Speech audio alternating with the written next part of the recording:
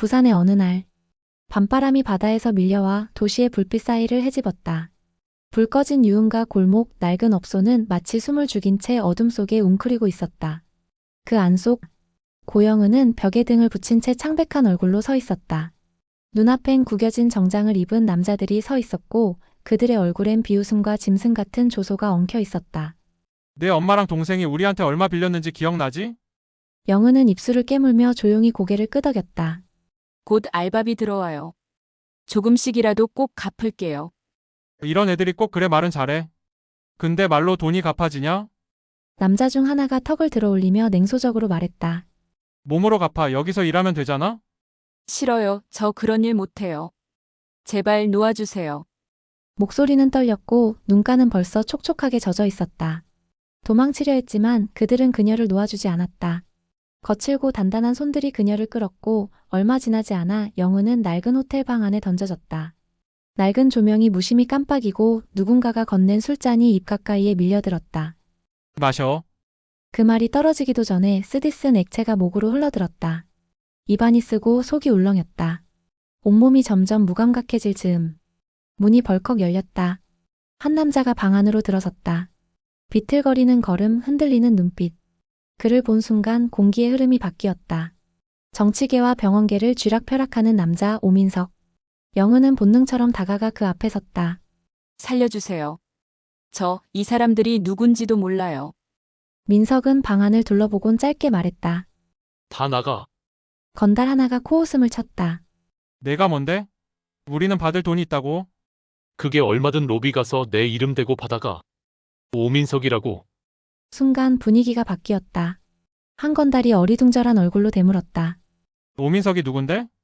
그러자 옆에 있던 태식이 당황하며 그의 팔을 잡았다. 야, 미쳤냐? 이 지역에서 이 사람은 건드리면 안 돼.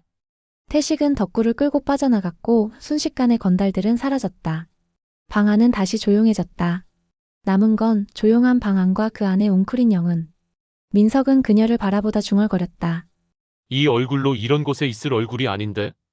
술에 젖은 시선 속 욕망과 궁금증이 엉켜있는 민석은 비틀거리며 그녀에게 다가왔다. 그의 눈빛 속엔 아직 말로 담지 않은 무언가가 스며 있었다. 술은 천천히 그러나 확실하게 그녀의 몸을 잠식했다. 사방이 흐려졌다. 의식은 멀어지고 감각은 둔해졌다. 그 안에서 무언가가 시작되었고 동시에 무너졌다. 저 이런 사람 아닌데요. 저도 왜 이러는지 모르겠어요. 그렇게 두 사람은 서로의 의지와 다르게 서로를 품게 되었다. 영은은 낯선 천장의 모양을 바라보며 눈을 떴다. 온몸이 무겁고 마음은 더 무거웠다. 망설임 끝에 자리에서 일어난 그녀는 조용히 방을 나섰다. 얼마 후 민석이 눈을 떴다. 곁에는 아무도 없었다. 침대 가장자리, 흐트러진 시트 위로 핏자국이 번져 있었다. 민석은 그녀가 떠난 자리를 한참 바라보다 처음으로 스스로에게 말했다. 처음이었나? 그 말 뒤에 묘한 침묵이 흘렀다. 그는 휴대폰을 꺼내들었다. 찾아. 같이 있었던 여자. 당장. 하지만 단서 하나 남기지 않은 채 그녀는 사라졌다. 한 달 후, 영은은 아무 일 없었던 사람처럼 다시 학교에 돌아가 있었다. 부산 최고의 명문 한국대학교 법학과 수석. 겉으로는 완벽한 껍데기를 썼다. 하지만 숨 쉴 때마다 느껴지는 묘한 어긋남. 그날 이후 세상은 달라져 있었다. 몸은 점점 예민해졌다. 아침마다 속이 메스껍고 숨이 가빠왔다. 거울 속 얼굴은 창백했다. 손끝은 떨렸고 입에서는 쓴물이 올라왔다. 결국 약국에 들러 조심스럽게 꺼낸 임신 테스트기. 화장실 안. 작고 가느다란 막대 위에 한 줄. 그리고 또 하나. 두 줄. 선명하게 너무도 잔인하게. 그녀는 손에 든 그것을 바라보다 그 자리에 주저앉았다. 아무 말 없이 조용히 울기 시작했다. 그 누구에게도 말할 수 없는 비밀이 이제 뱃속에 자리 잡았다. 무너지고 있었다. 그리고 다시는 예전으로 돌아갈 수 없다는 걸 알 수 있었다. 임신 사주입니다. 의사의 말은 담담했지만 영은의 세상은 조용히 무너졌다. 초음파 사진 속 작은 점 하나. 생명이라고 하기엔 너무 작았지만 존재라고 하기엔 너무 분명했다. 의사의 말에 고개를 끄덕이는 것밖엔 할 수 없었다. 어떤 반응도 감정도 드러낼 여유가 없었다. 병원 복도를 천천히 걸었다. 가슴 한쪽이 조여왔다. 그런데 그때 영은이 맞지? 익숙하면서도 낯선 목소리. 고개를 들자 신명석이 서 있었다. 추리닝 차림의 야비한 얼굴. 그는 거리낌 없이 다가와 팔을 붙잡았다. 결혼해야 되는 거잖아. 내 엄마가 돈도 다 받아갔어. 저 그런 식의 결혼은 못해요. 영은은 떨리는 목소리로 말했다.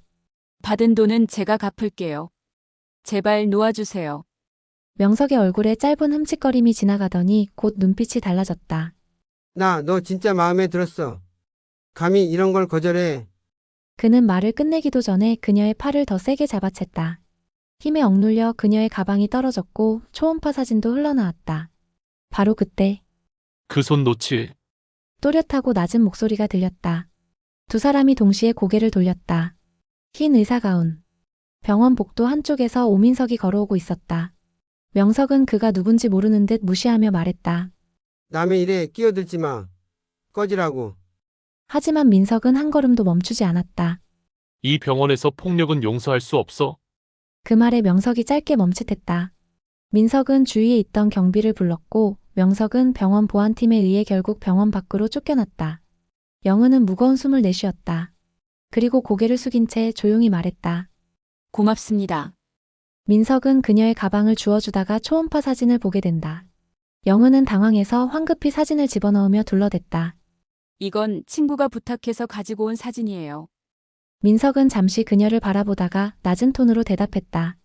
보상할게. 그날 밤 값. 네. 액수만 말해 바로 입금할게. 영은은 고개를 저었다. 그날은 사고였잖아요. 저는 괜찮아요. 말을 마치고 그녀는 조용히 몸을 돌렸다. 민석은 말없이 그녀의 뒷모습을 바라보았다. 사고라고 넘길 수 있는 사람이었나? 다음 날, 영은은 평소보다 더 일찍 일어났다. 몸이 무거웠다. 정신도 마찬가지였다. 무언가를 들키지 않도록 평소처럼 옷을 입고 평소처럼 머리를 묶었다. 그리고 가방 안에 병원 진단서와 초음파 사진을 넣었다. 그녀는 과외학생 오윤재의 집 문을 조심스럽게 열고 들어갔다. 안녕하세요.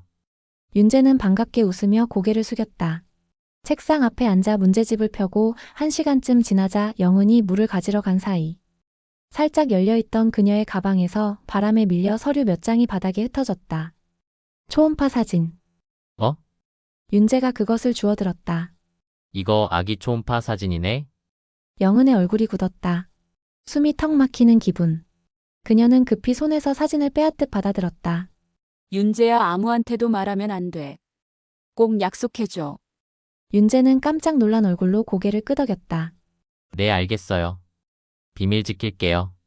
과외가 끝난 뒤 윤재는 문 앞에서 말했다. 우리 삼촌 멋있는데 곧 들어온다니까 잠깐 인사만 하고 가면 안 돼요? 영은은 망설이지 않았다. 미안해, 오늘은 그냥 가야 할 것 같아. 신발을 급히 신은 뒤 고개도 들지 않고 집을 나섰다. 그리고 그녀가 복도를 빠져나가는 순간 반대편에서 오민석이 집으로 들어오고 있었지만 영은은 보지 못했다. 그렇게 둘은 스쳐 지나갔다. 며칠 후 영은은 수업을 듣기 위해 다시 학교로 향했다. 캠퍼스엔 봄 햇살이 내려앉아 있었지만 그녀의 마음은 여전히 무거웠다. 정문을 지나던 순간 야, 익숙한 목소리에 고개를 들자 그녀의 남동생 경태가 팔짱을 끼고 서 있었다. 명석이 형한테 그냥 시집 가면 되는데 왜 동네 망신을 시켜? 엄마가 돈도 다 받았잖아. 그 결혼 나 안 해. 영은은 단호하게 말했다. 받은 돈은 결국 내가 도박 자금으로 쓴 거잖아. 내가 언제까지 책임져야 되는데. 경태는 비웃듯 말했다. 어줍잖게 대학 다니고 뭐 좀 배웠다고 이제 가족 무시하냐? 그가 영은의 팔을 붙잡고 끌고 가기 시작했다. 가. 엄마가 기다려. 그녀는 필사적으로 저항했지만 힘에 부치기 시작했다. 그 순간 이게 뭐 하는 겁니까? 낯익은 목소리. 고개를 돌리자 흰 셔츠에 정장을 걸친 오민석이 걸어오고 있었다. 그의 옆엔 총장과 학과장이 따라오고 있었다. 이 학교는 외부인이 함부로 출입해도 되는 겁니까? 교장은 당황한 듯 허둥지둥 말했다. 죄송합니다. 지금 바로 경비를. 곧장 경비들이 달려왔고 경태는 신랑이 끝에 쫓겨났다. 두고 봐. 엄마한테 다 잃을 거야. 끌려가며 외친 경태의 목소리가 멀어졌다. 민석은 영은을 바라보다 낮게 말했다. 괜찮아요? 영은은 고개를 끄덕이며 억지 미소를 지었다. 감사합니다. 또 민폐를 끼쳤네요. 죄송합니다. 그녀는 말을 끝내자마자 서둘러 건물 안으로 들어갔다. 민석은 그 뒷모습을 한참 동안 바라보다 천천히 입을 다물었다. 저녁 무렵 민석은 병원 일을 마치고 집에 돌아왔다. 삼촌, 현관문을 열자마자 민준이 달려들며 품에 안겼다. 왔어? 민석은 자연스럽게 조카를 받아 안았다. 오늘 선생님이랑 공부했어? 응. 우리 선생님 진짜 예뻐. 착하고 똑똑하고. 삼촌이랑 결혼하면 좋겠다. 민석은 웃음을 터뜨렸다. 내가 뭐라고 결혼 상대를 정하냐?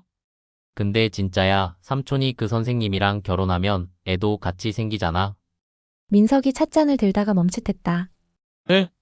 그 순간 거실로 할머니가 들어왔다. 그래, 손주 며느리는 언제 데려올 거냐?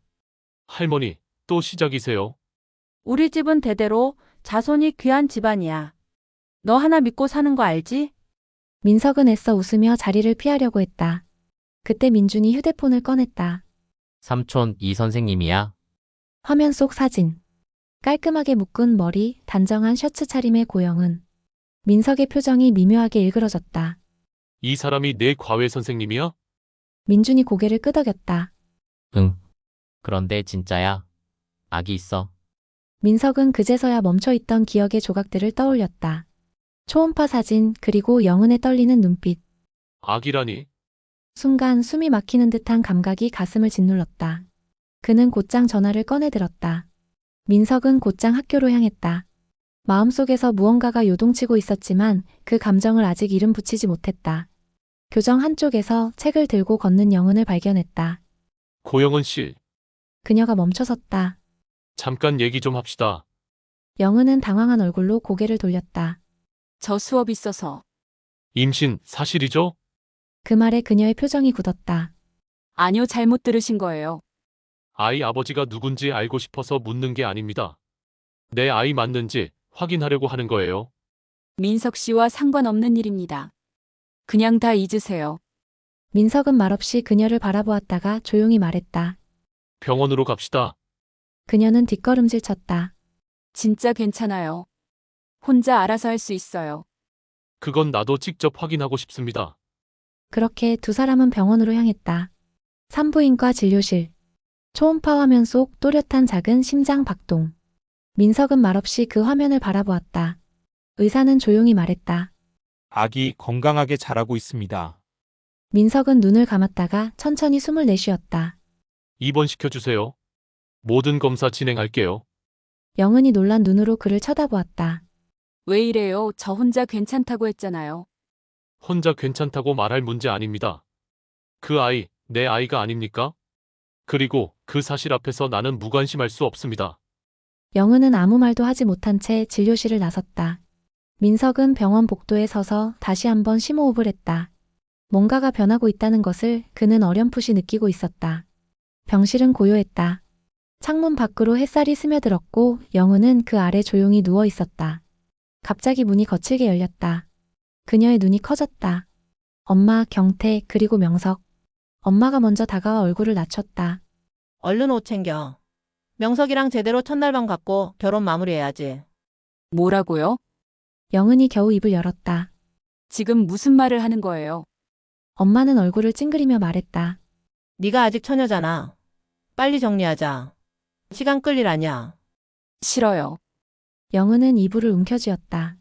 그 사람하고 절대 결혼 안 해요. 경태가 문 옆에서 말했다. 그래서 또 도망치게. 이번엔 못 나가. 문 막아놨어.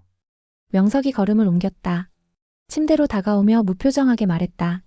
난 오늘 여기서 끝낸다. 너도 각오했을 거 아니야. 영은은 몸을 떨며 일어났다. 오지 마요, 가까이 오지 마. 그녀는 손에 잡히는 물건을 던지며 버텼지만 결국 명석에게 팔이 붙잡혔다. 놓으라고. 그만해요.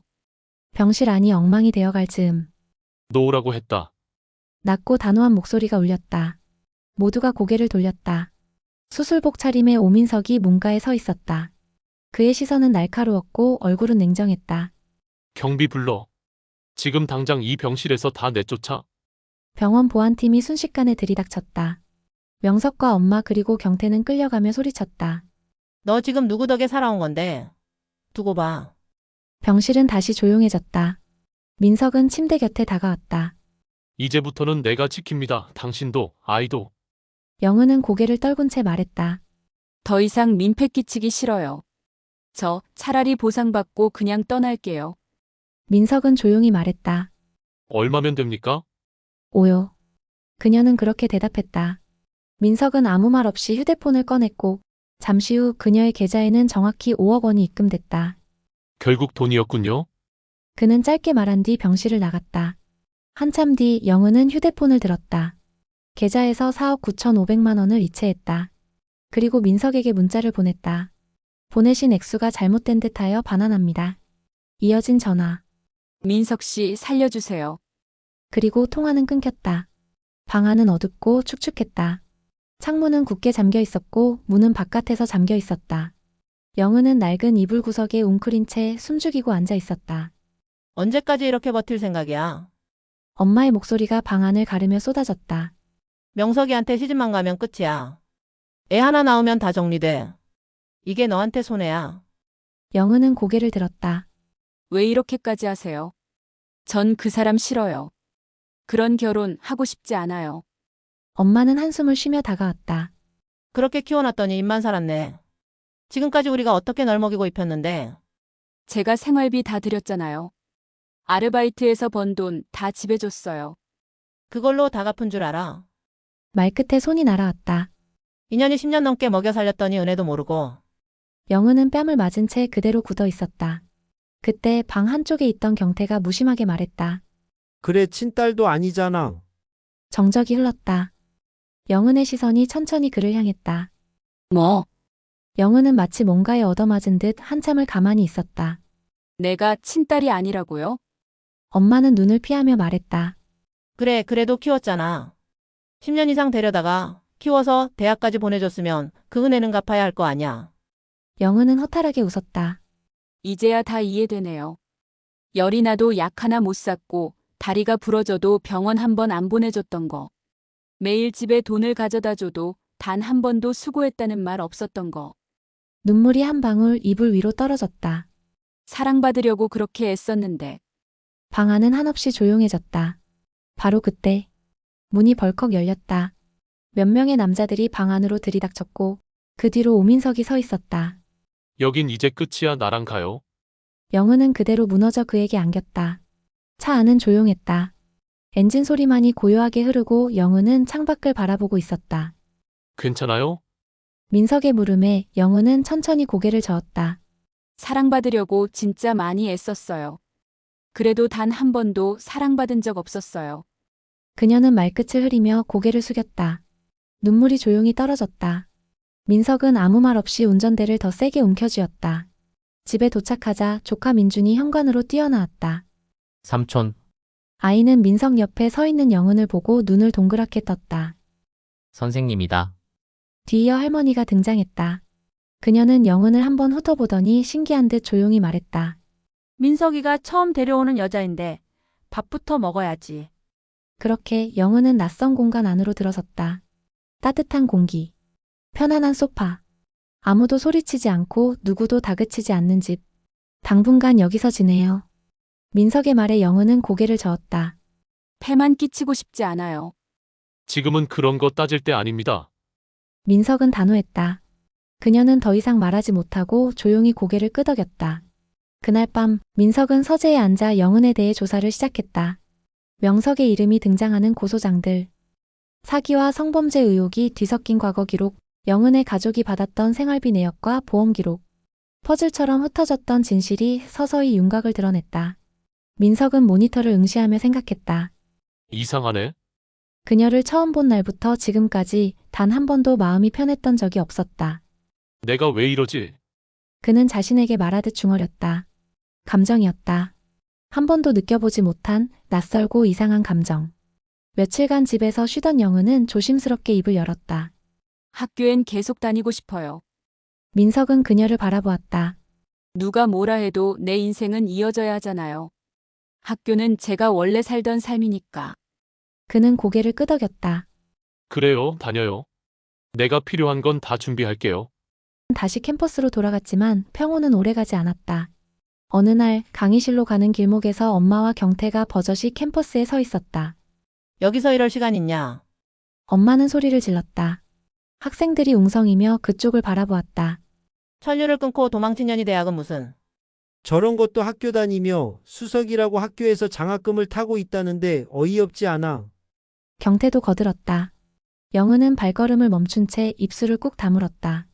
주변 시선이 따가웠다. 수근거림, 피하는 눈빛, 한숨. 며칠 뒤부터 교수들도 말은 없지만 영은을 애써 피하는 듯했고 학우들도 점점 그녀에게 말을 걸지 않았다. 학교는 더 이상 안전한 곳이 아니었다. 지켜보던 민석은 영은에게 말했다.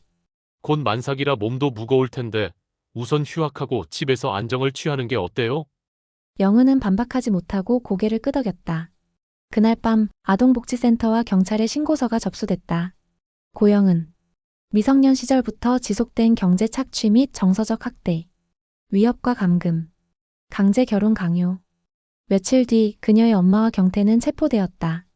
영은은 뉴스 화면 속에 흐릿하게 잡힌 엄마의 뒷모습을 오래도록 바라보다가 조용히 화면을 껐다. 끝난 걸까요? 민석은 조용히 고개를 끄덕였다. 이제 시작이에요. 당신 인생 지금부터 새로 쓰면 돼요. 그리고도 민석은 서재에서 밤을 지새우고 있었다. 모니터 속 수없이 펼쳐진 법인 내역과 부동산 거래 기록. 그 안에는 신명석이라는 이름이 너무 자주 그리고 너무 교묘하게 숨어 있었다. 그는 피해 사례들을 정리했다. 투자 사기, 위장 계약, 로비 명목의 현금 거래, 돈을 잃고도 신고조차 하지 못했던 사람들. 민석은 하나하나 전화를 걸었다. 처음엔 경계하던 피해자들도 민석의 신분과 자료를 확인한 뒤엔 조심스럽게 입을 열기 시작했다. 그 사람, 무너지게 하고 싶어요. 그렇게 고소장이 하나둘씩 모이기 시작했다. 한편 그는 또 하나의 조사를 병행하고 있었다. 고영은의 과거, 병원 기록, 주민등록 이력, 실종자 데이터베이스까지 전부 확인했다. 그리고 결국 5살 무렵 사라진 한 아이의 사진과 지금의 영은이 겹쳐지는 순간이 왔다. 그는 DNA 검사를 의뢰했다. 며칠 뒤 검사 결과는 예상대로였다.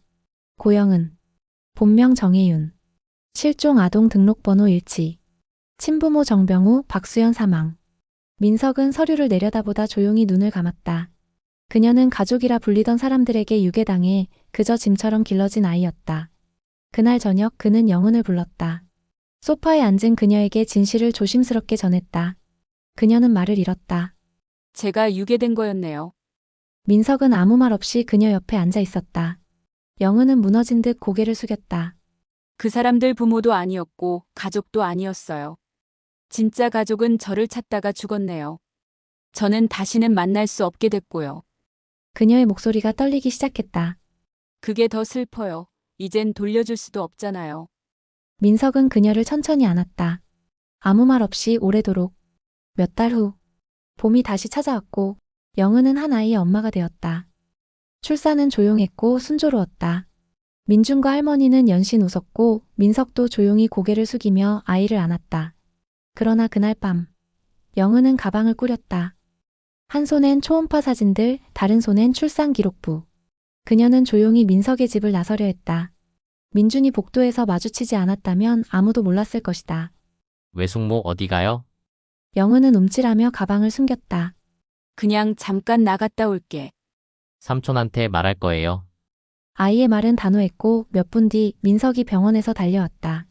숨을 헐떡이며 현관문을 열고 들어온 그가 그녀를 붙잡았다. 어디 가려고? 여기 있어선 안 될 사람 같아서요. 그녀는 조용히 말했다.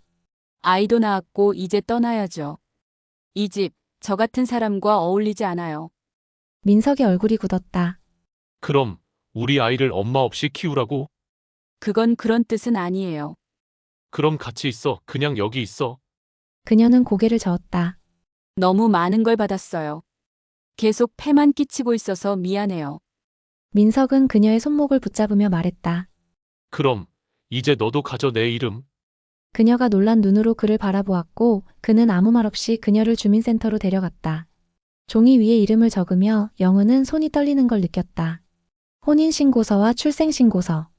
그녀는 오래도록 그 칸을 바라보다가 조용히 적었다. 서류 접수가 끝났을 때 민석이 그녀를 바라보며 말했다. 이제 당신은 이 집 사람이고 내 아내고 아이 엄마야. 아무데도 갈 수 없어. 여기가 당신 집이야. 그녀는 조용히 눈물을 흘리며 말했다. 정말 제가 곁에 있어도 괜찮을까요? 민석은 고개를 끄덕였다. 이제는 내가 없으면 내가 안 괜찮아. 1년 뒤 아침 식탁. 아침 햇살이 부엌 창으로 고요히 스며들었다.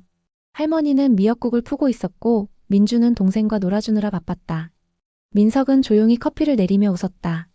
영은은 민석 옆에서 잔을 정리하고 있었다. 여보, 김치 더 줄까?